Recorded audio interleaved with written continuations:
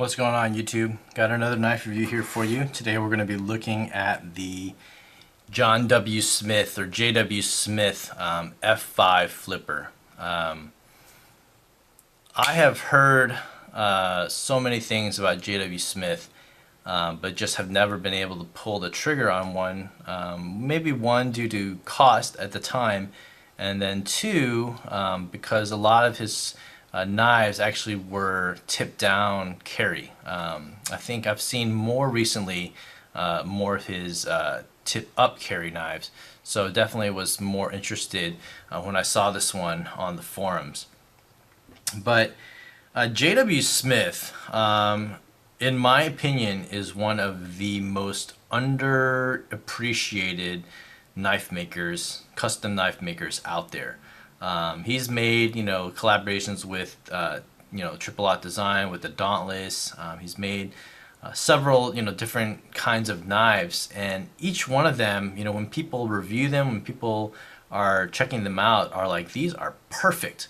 Yet for some reason, his knives haven't taken off in the market, which is good for me, because then I get a chance to actually be able to check out his knives. But his knives have stabilized in terms of his prices. They typically stabilize around the $500, $600, $700 mark, and don't get marked up like crazy, like say Southern or a bunch of these other knives. So, and it's starting price is very reasonable as well. So really quick, I'm just going to do size comparison between the F5 flipper and the here's the Hoback A15, so you can just get a taste. Here's a Kirby Lambert MGT Orion, and so Kirby Lambert is one who's highly touted as having one of the best fit and finishes in his knives. And so the reason I bring it out, one, obviously because similar hardware in terms of lightning strike carbon fiber, titanium bolsters. These are bronze bolsters, but fit and finish, I would compare the Lambert and the J.W. Smith kind of being very similar in terms of that fit and finish quality. J.W. Smith, his sorry, here's a Sabenza and Bodega, just for comparison. J.W. Smith is one of the I think voting members of the Knife Guild or something like that. So he's actually pretty high up there in terms of his influence in the knife community and custom knife makers.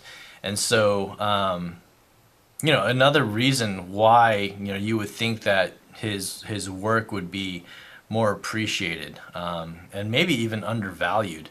But when you're talking about quality materials, again, lightning strike carbon fiber, custom pocket clip that he makes himself, titanium bolsters, titanium liners, these are all bronzed, not jeweled or anything like that. And then the backspacer here is carbon fiber as well. Blade, with this really nice grind, this recurve, this nice swedge up here as well. The grinds are perfect, they are absolutely perfect on this blade. So just overall, it's just completely, such an impressive knife. No blade play whatsoever, flips out perfectly. I can muscle a little bit of side to side if I wanted to. Absolutely no up and down though. This flipper is reminiscent, kind of say like a Q36, very small flipper. And this is, it just goes to show that you don't have to have a ginormous flipper to make it flip well. I know Jake had smaller flippers on his previous knives, so for some reason I know he went to this large flipper, the shark tail or shark fin flipper, and it works well as a finger guard here. But again, it shows that you don't have to have such a huge flipper in order to make it flip out nice. These are running on bronze phosphor washers as well, so no bearings, and it's not needed. Flips so incredibly well, so smooth. I'm just button pressing it. Even flicking it out like that, you can get a pretty good action, on that knife. And it's got a nice little clank, and yeah, just a perfect, absolutely perfect knife. Ergonomics on this knife are also just, they're awesome. The handle is definitely long enough for your entire hand to fit in. Doesn't matter how big your hands are. Finger falls right on that little groove, that little dip on the pocket clip right there. Regular grip right there. No hot spots whatsoever on this knife. No jimping, because this is, this is not a.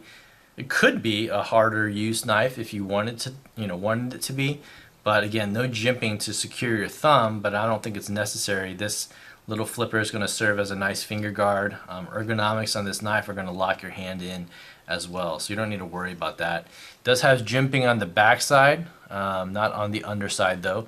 So on the back side, if you do reverse grip, then your thumb can really grab over here, and it is pretty functional. It actually does grab your thumb pretty well in the back.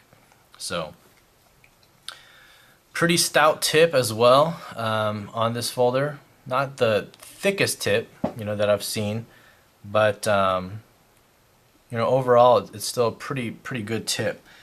So again, overall, against these other knives, I would say that the JW Smith pulls its weight easily against any of these knives. Maybe not the Jake Hoback. I mean, the Hoback is just monster. I mean, this thing is going to just tear through anything that you put in its way with 3V blade steel as well. But as a normal everyday EDC user, this would just do perfectly.